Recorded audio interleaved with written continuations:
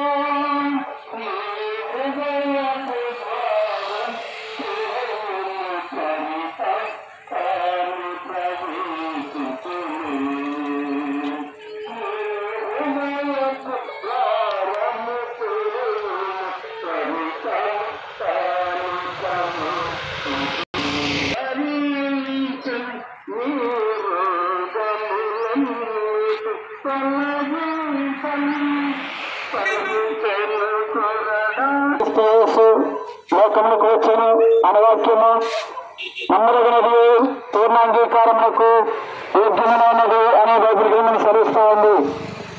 పాపంలో జీవితం మరణము, అయితే దేవుని కృపావరణం మన ప్రభువు యేసుక్రీస్తు నుండి నిత్య జీవము.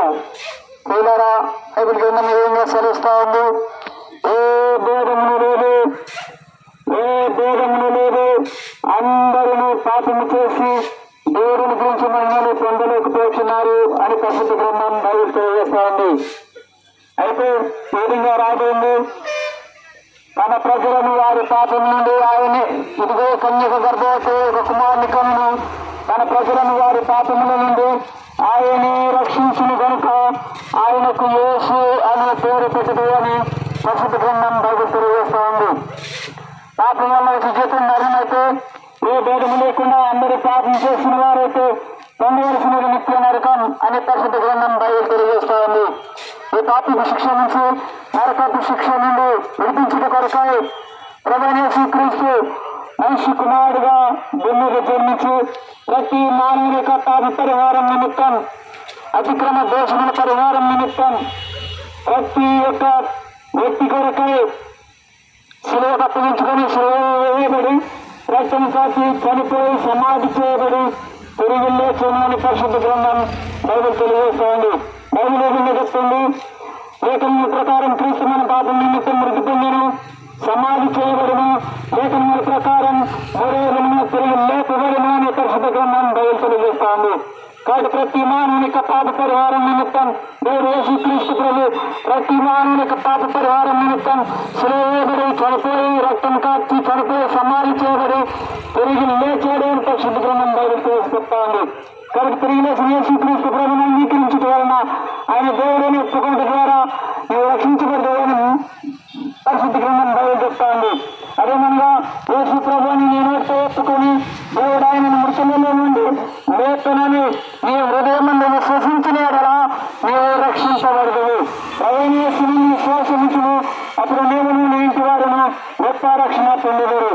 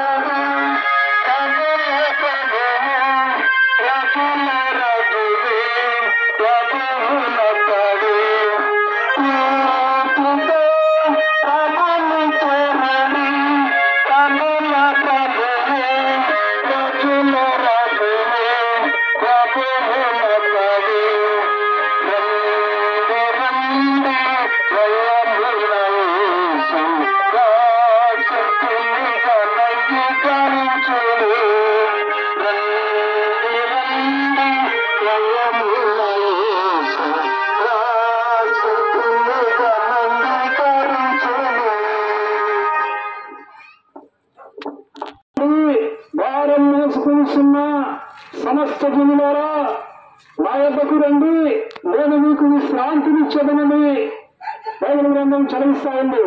పరిశుద్ధమైన బైబిల్ గ్రంథం ఈ విధంగా సెలవిస్తా ఉంది. ఏదైనా పాపం వలన వచ్చి జీవితము మరణము, అయితే మన ప్రభు అయిన క్రీస్తు నందు నిత్య జీవము. పరిశుద్ధమైన బైబిల్ గ్రంథం ఈ విధంగా సెలవిస్తా ఉంది. పాపం చేయక నేను చేయి మరలి భూమి మీద ఒక్కడైనా లేదు. పరిశుద్ధమైన బైబిల్ గ్రంథం ఈ విధంగా సెలవిస్తా ఉంది. నీతిమంతుడు లేడు, ఒక్కడైనా లేడు, గ్రహించేవాడు లేడు, దేవుణ్ణి ఎదుకువాడిని లేడు. పరిశుద్ధమైన బైబిల్ గ్రంథం ఈ విధంగా సెలవిస్తా ఉంది. భూమిదంతా మన నివాసులారా నా వైపు చూసి రక్షణ పొంది. పరిశుద్ధమైన బైబిల్ గ్రంథం ఈ విధంగా సెలవిస్తా ఉంది. యేసు చెప్పిన పునరుద్ధానమును జీవమును నేనే, నా యందు విశ్వాసం ఉంచువాడు చనిపోయినను బ్రతుకును, బ్రతికి నా యందు విశ్వాసం ఉంచువాడు ఎన్నటికి చనిపోడు. పరిశుద్ధమైన బైబిల్ గ్రంథం ఈ విధంగా సెలవిస్తా ఉంది. యేసు రక్తము ప్రతి పాపము నుండి మనలను కడిగి పవిత్రులుగా చేయును. పరిశుద్ధమైన బైబిల్ గ్రంథం ఈ విధంగా సెలవిస్తా ఉంది. ప్రభువైన యేసుక్రీస్తు నందు విశ్వాసం ఉంచిన అతని నీవును నీ ఇంటి వారును గొప్ప ఆత్మరక్షణ పొందగలరు.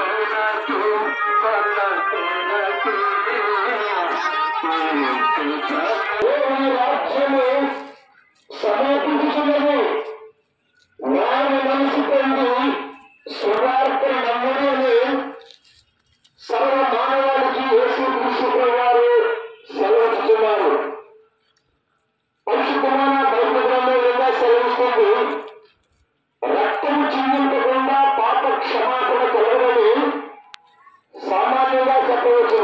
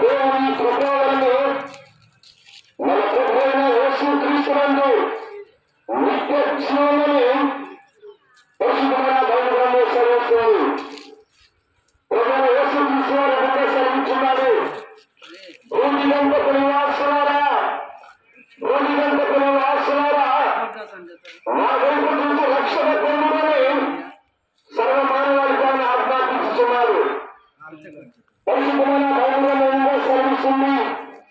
అయితే దేవుడు మన ఎడల తన ప్రేమను వెల్లడిపరుచున్నాడు.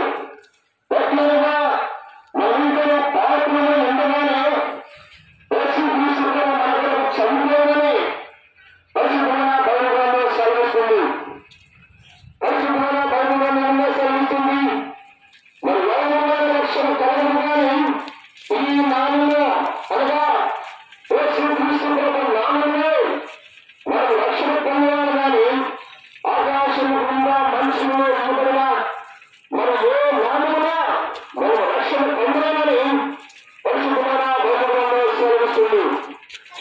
ఏ గుణముల ప్రకారము క్రీస్తు మన పాపముల నిమిత్తము మృతిపోయి సమాధి చేయబడిన ఏ గుణముల ప్రకారం తిరిగి మూడో గుణము లోకములోని పరిశుభ్రమైన బైబిల్లో సెలవిస్తుంది.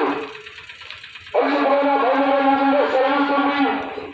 ఆ అజ్ఞాన కాలమందు దేవుడు చూసి చూడకూడదు. ఇప్పుడైతే అందరూ వారి మనసు పొందాలని సర్వ మానవానికి యేసుక్రీస్తు గారు సెలవిస్తున్నారు. ప్రజల యేసుక్రీస్తునందు విశ్వాసముంచిన అప్పుడు భూమిలోని వారు గొప్ప ఆత్మరక్షణ పొందుతారు.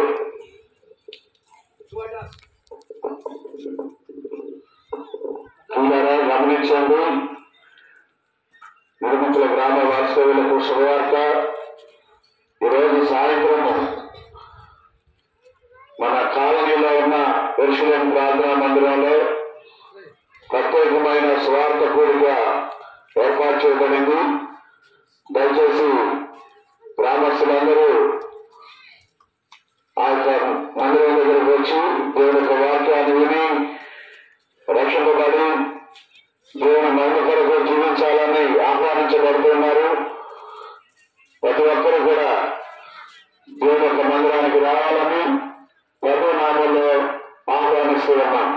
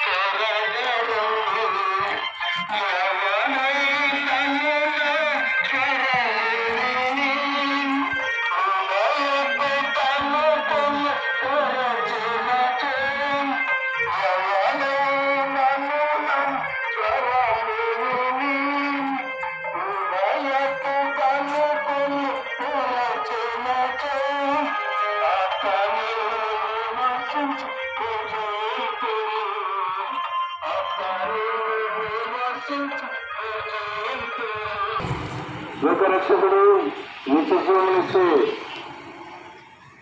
రక్షణకర్త అయిన ప్రభువైన యేసుక్రీస్తువాని గురించిన సువర్తమానం మీ వినికిడిలో తెలియజేయబడుతుంది. దేవుని పరిశుద్ధ గ్రంథం బైబిల్లో ఇలాగిన సెలవుబడుతూ వచ్చింది. పాపులను రక్షించుటకు క్రీస్తు లోకములకు వచ్చిన వాక్యము నమ్మదగినది, పూర్ణాంగీకారములకు యోగ్యమై ఉన్నది అని తెలియజేస్తుంది. దేవుని వాక్యంలో రాబడిన మాటలు ఈ మధ్యలో తెలియజేస్తున్నాం. పాపులను రక్షించినట్టు క్రీస్తు లోకములకు వచ్చాను. ఎవరి పాపులంటే ఆజ్ఞ అతిక్రమం పాపము అని దేవుని వాక్యం సెలవుపడుతుండగా, లోకంలో పుట్టిన ప్రతి మానవుడు పాపమును కలిగిన వాడే, ఆజ్ఞను అతిక్రమించిన వాడే. ఇక అతిక్రమం కలిగిన వాడే మానవుడు పాపమును కలిగిన వాడుగా ఉండి దేవుడిచ్చే రక్షణను, దేవుడిచ్చే నిత్య జీవమును పొందలేకపోతున్నాడు. దేవుని వాక్యంలో రాబడిన మాట ఇలా ఉన్నది: ఏ దేవుడులోనూ అందరినీ పాపం చేసి దేవుడు అనుగ్రహించే మహిమను పొందలేకపోతున్నారు అని తెలియజేస్తున్నది.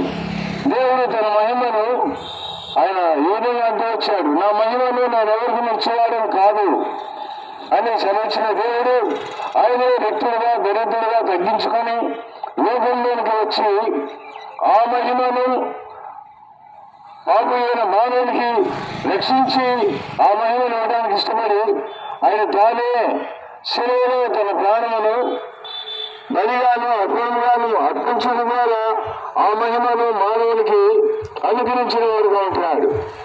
ఏమైనా స్నేహితులారా, ఈ మాటను గమనించవలసిందిగా కోరుచుంటున్నాం. పాపమైన మానవుని రక్షించడానికి యేసుక్రీస్తువారు లోకములకు వచ్చి లోకములో శిలువలో తన ప్రాణమును అర్పించిన వాడుగా ఉంటున్నాడు. ఆయన శిలువలో తన రక్తం కాచాడు. ఆ శిలువలోకి వచ్చిన అమూల్యమైన రక్తం లోకంలోని ప్రతి మానవుని ప్రతి పాపముని కడిగి పవిత్రపరచును అనే లేఖనము వాక్యము బైబిల్ తెలియజేస్తూ ఉన్నది. యేసు రక్తము ప్రతి పాపములను కడిగి పవిత్రపరచును అని మాట తెలియజేస్తున్నది. కాబట్టి ప్రేమిన వల్ల నేను యేసు రక్తము ప్రతి పాపమును కడిగి పవిత్రపరిచి పరలోక రాజ్యమును స్వతంత్రింప చేయనుగా ఉన్నది.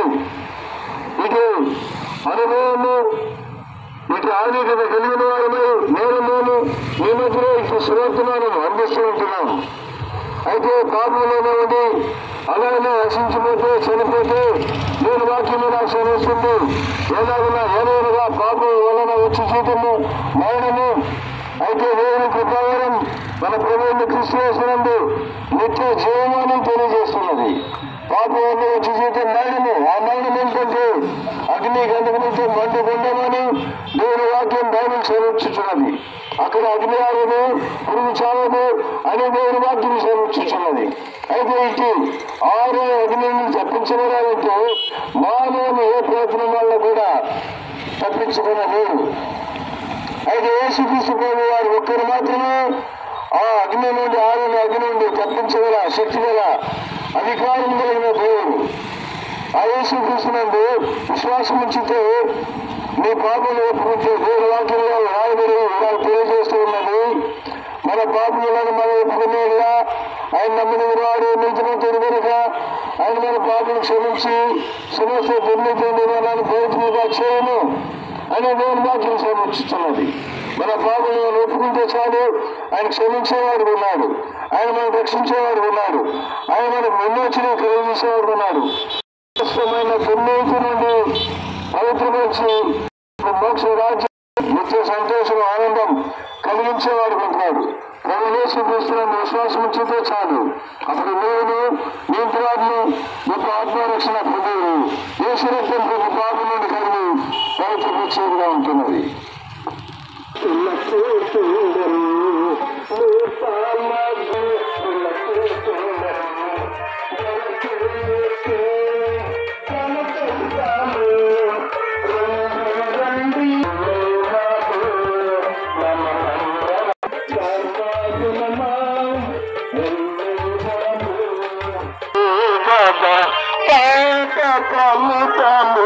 మరణమే బాబా దాని అంతము నిత్య నరకము, దాని అంతము నిత్య నరకము, మాయనేకము మోసపోతుము